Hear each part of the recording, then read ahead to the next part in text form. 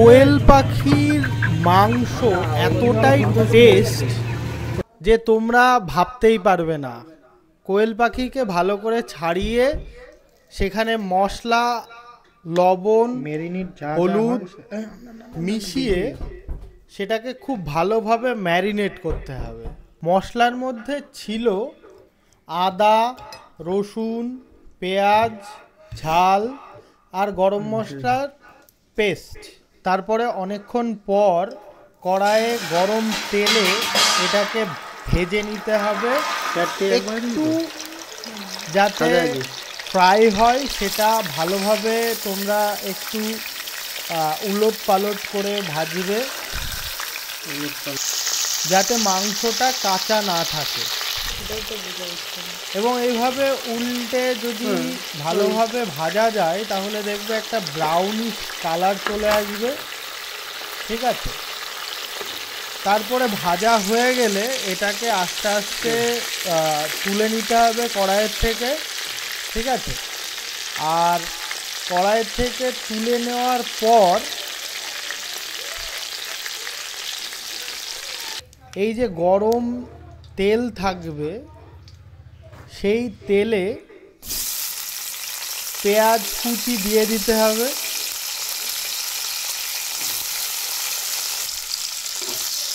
তারপরে ভালো করে নেড়ে নিতে হবে, পেঁয়াজটা নেড়ে ভেজে নিতে হবে।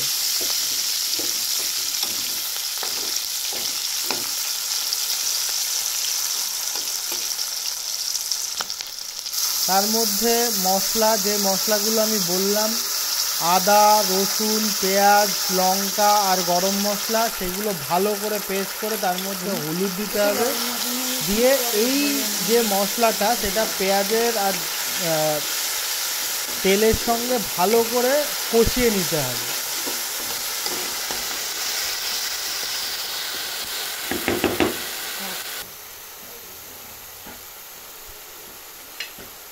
ভালো করে কষানো হয়ে গেলে এই কষানো মশলার মধ্যে কোয়েল পাখিগুলো একবারে দিয়ে দিতে হবে। ঠিক আছে, দিয়ে তার উপরে হালকা একটু জল পরিমাণ মতো দেওয়ার পর এটাকে আবার একটু ভালো করে মিশিয়ে দিতে হবে যাতে সেই কোয়েল পাখির মাংসের মধ্যে ঢুকে যায়। ঠিক আছে, মশলা যে জলটা হচ্ছে সেটা। এবার তারপর এটাকে ভালোভাবে ঢেকে দিতে হবে। ঢেকে দেওয়ার 20 মিনিটের মধ্যে আমাদের কোয়েল পাখির যে রোস্ট সেটা একদম রেডি হয়ে যাবে। আর এটা খেতে দুর্দান্ত টেস্ট।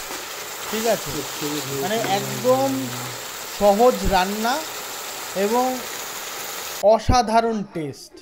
ঠিক আছে, আমি খেয়েছি, এই যে আমি খাচ্ছি, তো খুবই ভালো লেগেছে আমার।